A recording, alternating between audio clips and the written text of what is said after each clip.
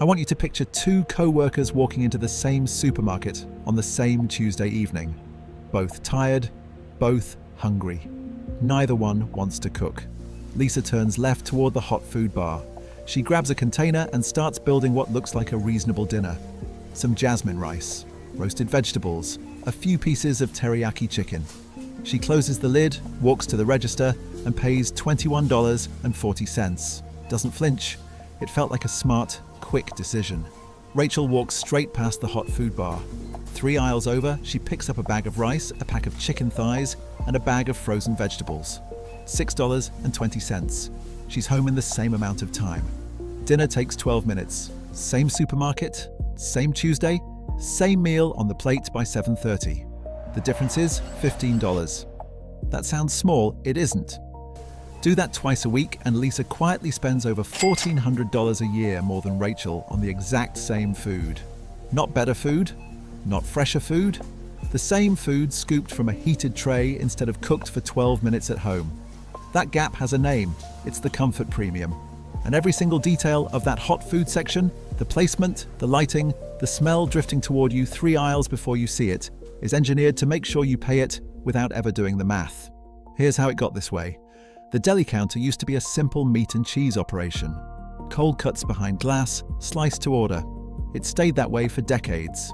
Then grocery chains discovered something that changed the math completely. The average supermarket runs on a net profit margin of 1 to 2%.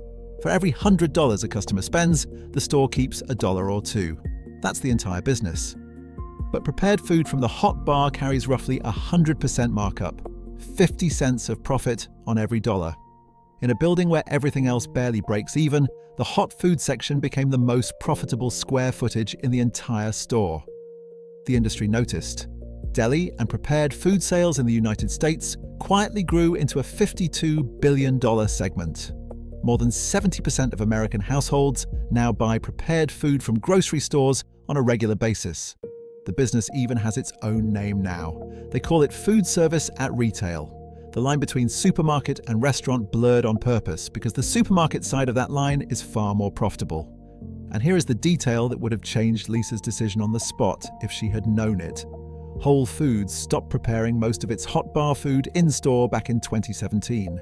The meals come from third-party commissary kitchens, get delivered to the store, get reheated, and placed on the bar under warm lights. Lisa paid restaurant markup for reheated catering. She just didn't know it. Most people don't. But the markup only explains why the hot food section exists.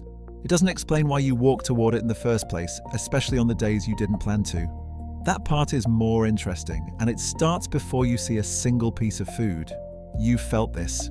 You walked in with a list. You had no intention of stopping at the deli, but somewhere between the entrance and the cereal aisle, a smell reached you. Roasted chicken, fresh bread, something warm and savory that your brain registered before your conscious mind even caught up. That wasn't an accident. According to the Scent Marketing Institute, when supermarkets pumped the smell of freshly baked bread through the ventilation system, its bakery sales tripled. Not increased, tripled. Panera Bread moved their baking schedule to daytime hours, specifically so customers could smell the bread all day, and saw an immediate sales jump. McDonald's built scentless billboards near their restaurants that released the smell of French fries through hidden vents. Locations near those billboards saw a 14% sales increase from smell alone. Your grocery store uses the same playbook. The hot food bar sits on your route through the store, not near the exit where you'd pass it after your rational shopping is done, but in the middle where the smell hits you while your cart is still half empty and your stomach is doing the thinking. And once you're standing in front of it, the restaurant industry's oldest trick takes over: menu engineering. The golden triangle. When your eyes scan a display, they move to the center first, then upper right, then upper left. The highest margin items sit in exactly those positions. Price labels use descriptive language like slow roasted and house seasoned instead of plain numbers. Dollar signs disappear because research shows they trigger price sensitivity. This is the comfort premium in its purest form. You're not paying for better food. You're paying for the feeling of better food, triggered by a smell you didn't choose to follow, and prices designed to feel smaller than they are. Rachel smelled the same roasted chicken. The difference is that Rachel once did the math, and one calculation was enough to break the spell permanently. So let's run the numbers the way Lisa never has. Because this is where it stops being a vague feeling and starts being a specific amount of your money. Whole Foods prices their hot bar at $11.99 per pound. A typical container with rice, a protein, and vegetables weighs about 1.5 pounds. That's $18 to $22 for a single meal. The same meal made at home from ingredients in the same store costs $4 to $5, sometimes less. Lisa buys from the hot bar twice a week. That's roughly $36 to $44 a week. Over a year, somewhere between $1,800 and $2,200. Rachel makes the same meals at home. $10 to $12 a week, $500 to $600 a year. The comfort premium between them is $1,200 to $1,600 annually. Not on luxuries, not on entertainment. On reheated food in a plastic container eaten with a disposable fork. Now stretch that over a decade. If Rachel took that difference, roughly $130 a month, and put it into a basic index fund earning an average market return, she'd be sitting on more than $18,000, just from choosing the rice aisle over the hot bar twice a week. And Rachel didn't suffer for it. She did 3 things differently, none of which took more than 5 minutes. She eats something small before shopping, a handful of nuts, a piece of fruit, anything to take the edge off, because hungry shoppers are impulse shoppers, and the hot bar's entire strategy depends on your empty stomach doing the deciding. She buys the loose ingredients in the same store. They're sitting 3 aisles from the hot bar, same building. A quarter of the price. The supermarket is quietly hoping you never make the connection between the $8 container of roasted vegetables and the $2 bag of the same vegetables sitting in the freezer section. And when she genuinely wants convenience, she grabs the pre-packaged version.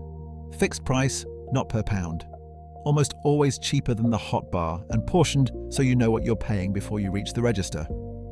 None of this felt like sacrifice to Rachel. It felt like seeing clearly what everyone around her was quietly missing. But here is the part that should concern you most. Because this section of the store isn't standing still. It's growing, and it's getting more expensive every single year. The global ready-to-eat meals market is projected to nearly double by the early 2030s, approaching $300 billion. Supermarkets are investing in prepared food sections the way they once invested in produce departments. They see it as their future, and the pricing reflects that confidence. The cost of prepared food has been rising faster than the cost of raw ingredients year after year, quietly widening the gap between what Lisa pays and what Rachel pays. The supermarket is making a bet. The bet is that convenience will always beat your calculator, that the smell will always override the math, that you will always choose the warm tray over the cold aisle because the 12 minutes you'd spend cooking feel like they cost more than the $15 you're spending to avoid them. For most shoppers, that bet pays off every single week. The hot food bar is not a bad thing. It's a brilliantly designed thing. The smell that quietly reroutes your feet, the golden triangle that steers your eyes to the most expensive items, the sensory language that makes reheated commissary food feel like it was crafted 10 minutes ago behind that counter. Now you know what the comfort premium is. What it costs you per meal, per week, per year, per decade. You have the number Rachel has. And that number changes the way the smell hits you. Not because the food is different, because you are. The next time you walk into your grocery store and that warm, savory wave reaches you from somewhere near the middle of the store, you'll know exactly what that moment costs. And that knowledge, the simple act of having done the math once, is quietly worth more than any recipe.